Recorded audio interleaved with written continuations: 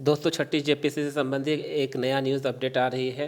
दैनिक भास्कर में छपे न्यूज़ के अनुसार जेपीएससी छठी महाधिवक्ता की सरकार को राय, हाईकोर्ट के आदेश के अनुसार नई मेरिट लिस्ट बनवाएं, दोषियों पर कार्रवाई करें। न्यूज़ में कहा गया है कि झारखंड लोकसेवा आयोग की छठी सिविल सेवा प्रतियोगिता परीक्षा में महाधिवक्ता राजीव रंजन सरकार को हाईकोर्ट के फैसले को लागू करने की सलाह दी है। इस परीक्षा की प्रक्रिया पूरी होने से 5 साल लगे थे। रिजल्ट जारी होने के 11 महीने बाद 7 जून को हाईकोर्ट ने चयन प्रक्रिया को अवैध बताते हुए 326 अभ्यर्थियों को नियुक्तियां निरस्त कर दी थी। जेपीएससी की मेरिट लिस्ट में गलत तरीके से जोड़े गए क्वालिफाइंग मार्क्स हटाकर 8 सप्ताह में नई मेरिट लिस्ट बनाने की आदेश दिया गया था। यह समय सीमा 5 अगस्त को पूरी हो रही है। कोर्ट ने जेपीएससी के अधिकारियों की भूमिका पर भी सवाल उठाया था। कहा था कि आयोग की विश्वसनीयता कायम रहे, इसके लिए जेपीएससी पर कार्रवाई करना जरूरी है। मेरिट लिस्ट बनाने में जिन अधिकारियों की भूमिका रही है उन्हें चिन्हित कर कार्रवाई करें। गौरतलब है कि हाईकोर्ट का फैसला आने के बाद जेपीएससी के वकील संजय पिपरवाल ने कहा था कि मेरिट लिस्ट तय नियमों के अनुसार ही बनाई गई है। सरकार कोर्ट के आदेश को ऊपरी अदालत में चुनौती देंगे, वहाँ पूरी मजबूती से अपनी बात रखेंगे।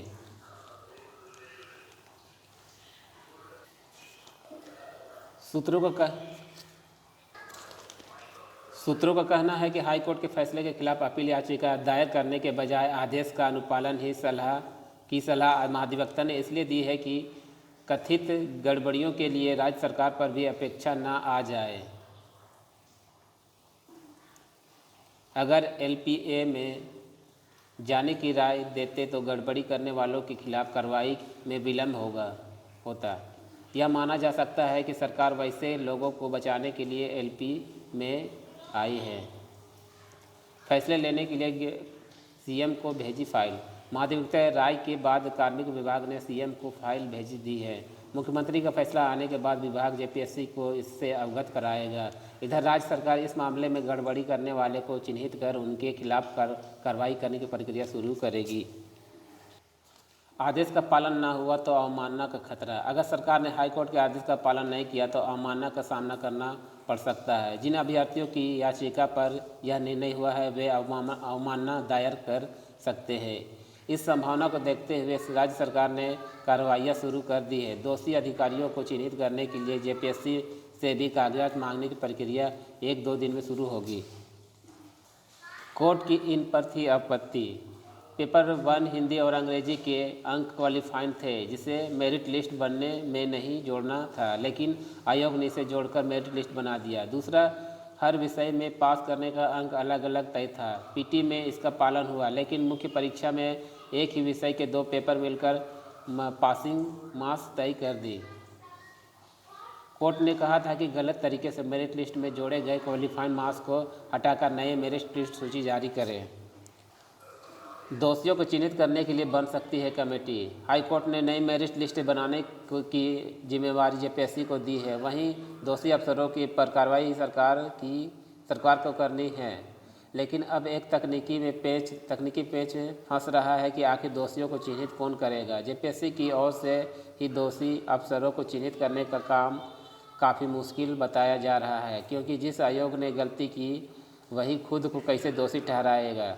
ऐसे में दोषियों को चिन्हित करने के लिए अलग से कमेटी बनाई जा सकती है या फिर किसी अधिकारी को यह जिम्मेदारी सौंपी जा सकती है। आगे क्या कुछ अधिकारियों की जा सकती है नौकरी।